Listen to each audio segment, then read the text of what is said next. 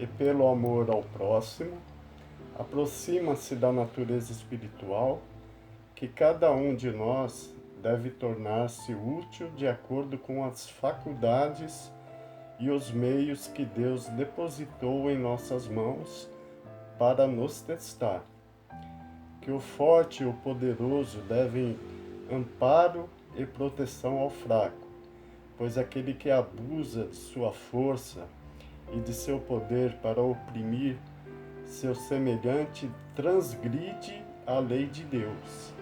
Eles ensinam, enfim, que, uma vez que no mundo dos espíritos nada pode estar oculto, o hipócrita será desmascarado e todas as suas torpezas serão desvendadas, que a presença inevitável e constante daqueles que prejudicamos é um dos castigos que nos são reservados, que as dores e os prazeres que nos são desconhecidos na terra correspondem ao estado de inferioridade e superioridade dos espíritos.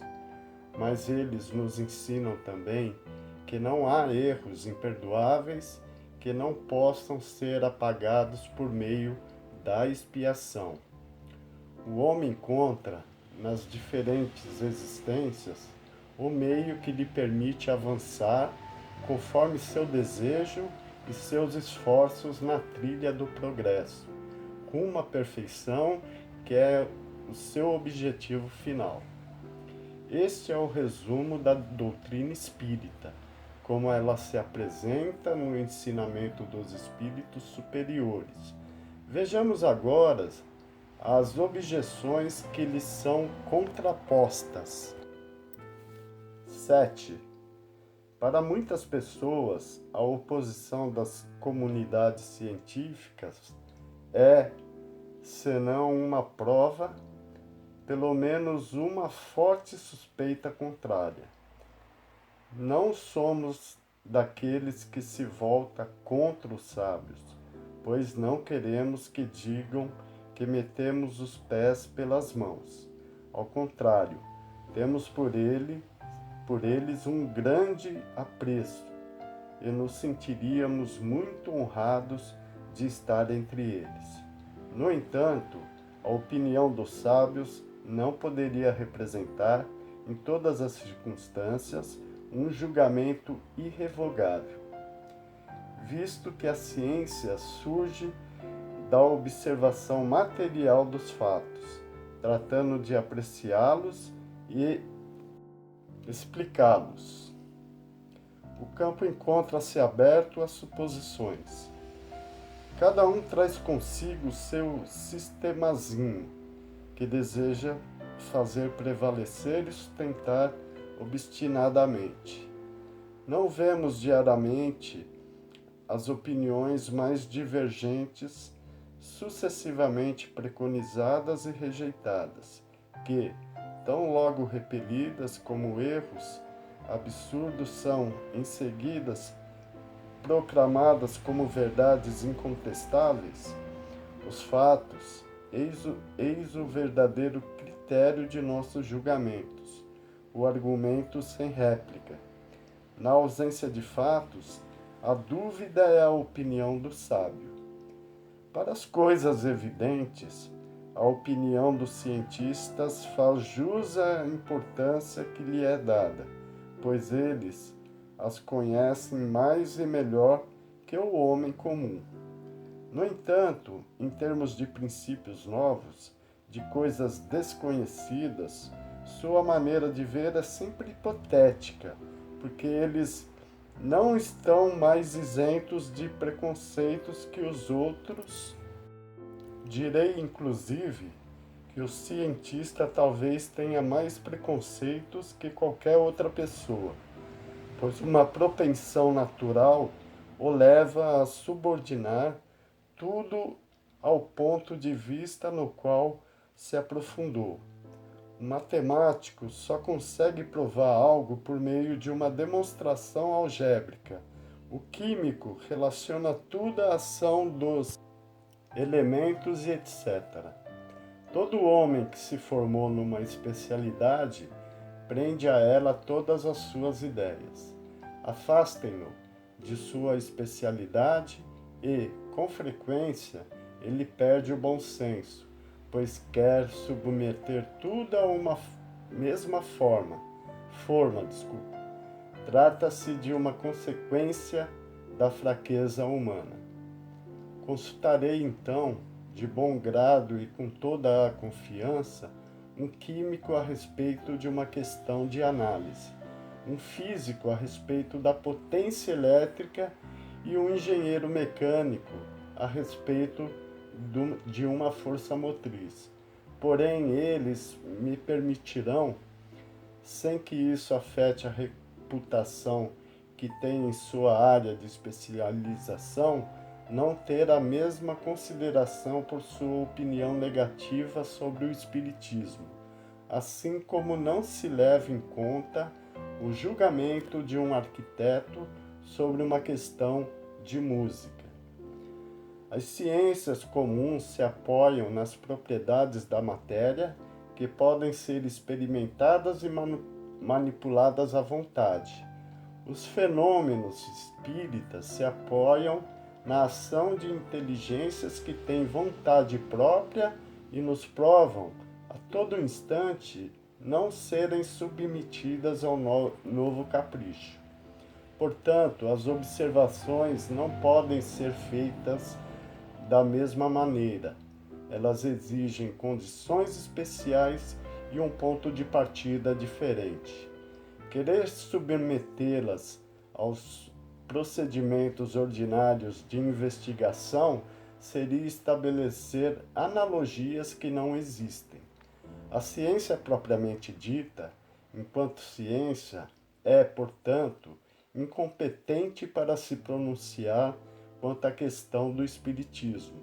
Não cabe a ela encarregar-se desse assunto, e qualquer que seja o seu parecer, favorável ou não poderia ter valor algum.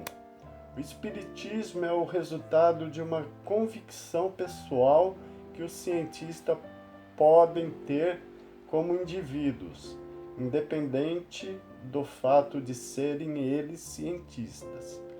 No entanto, querer definir essa questão à ciência seria o mesmo que entregar a uma assembleia de físicos ou astrônomos a decisão sobre a existência da alma. Com efeito, o espiritismo fundamenta-se totalmente na existência da alma e no seu estado após a morte.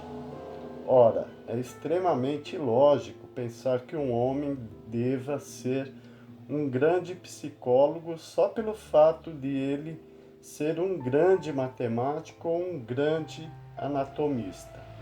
Ao dissecar o corpo humano, o anatomista procura a alma, e por não encontrá-la com o seu bisturi, como encontraria um nervo, ou por não vê-la dissipar-se como um gás, conclui que ela não existe, pois parte de um ponto de vista exclusivamente material.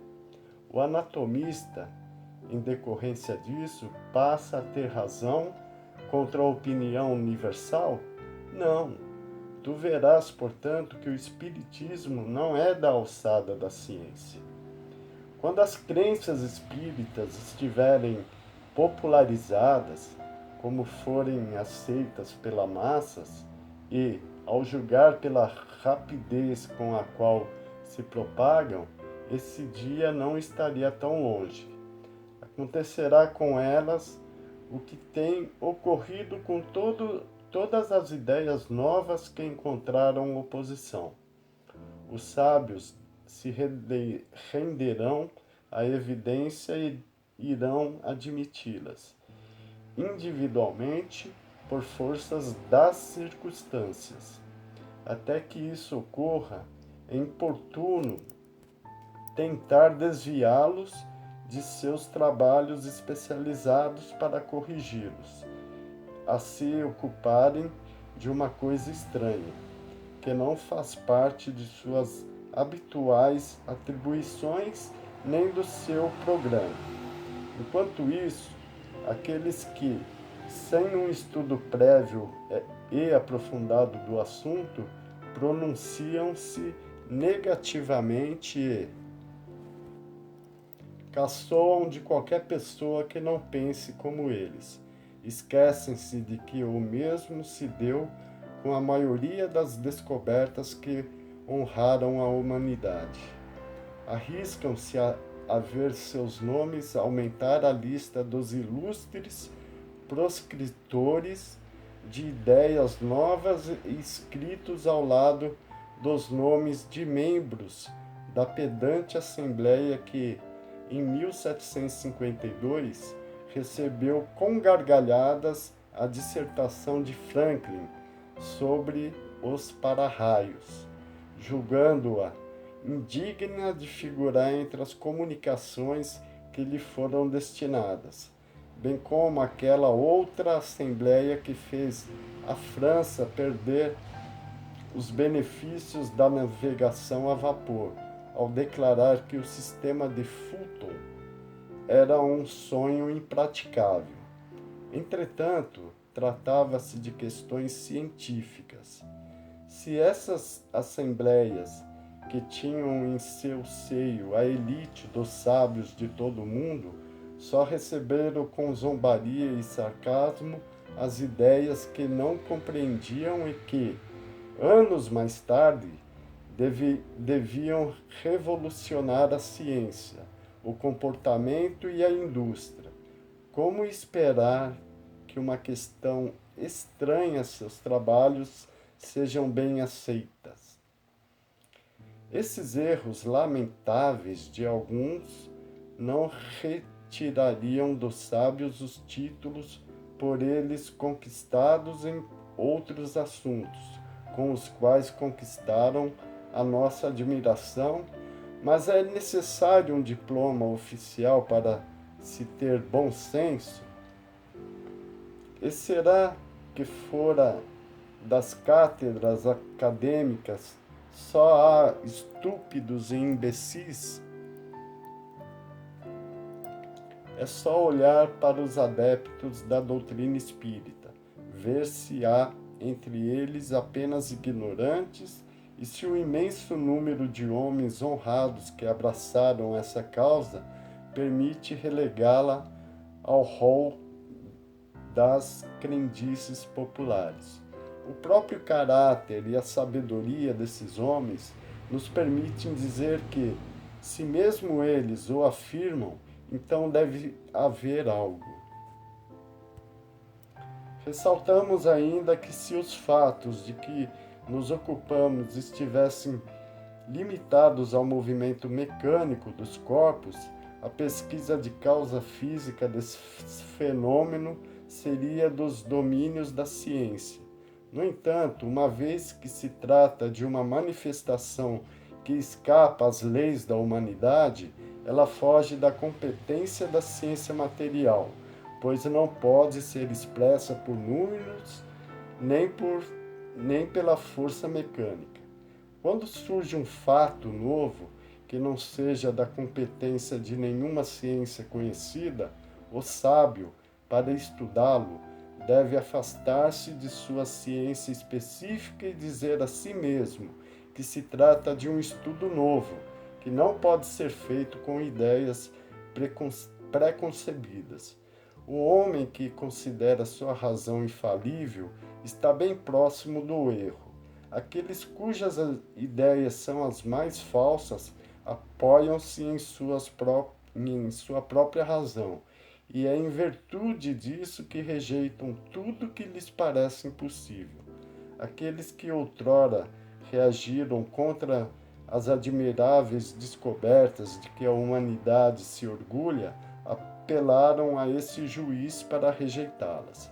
Aquilo que chamamos razão é, muitas vezes, orgulho disfarçado, e qualquer um que se julgue infalível está se colocando como igual a Deus. Portanto, dirigimo-nos àqueles que são sensatos o suficiente para duvidar daquilo que não viram, mas que, julgando o futuro pelo passado, não acreditam que o homem já tenha chegado ao seu apogeu, e tampouco que a natureza lhe tenha virado a última página do seu livro.